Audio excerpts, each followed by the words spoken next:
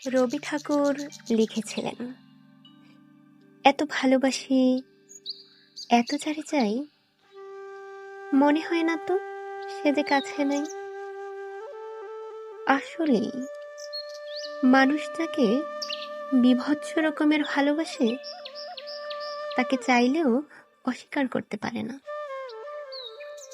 নাগালে না থাকলেও সে ঠিক থেকে যায় আপনার গাল বেয়ে, চোখের জলে, রাত বিরেতের ফুপি আতকে ওঠায়, ভীষণ জোরে ঠোঁটের বুলি কাটায়।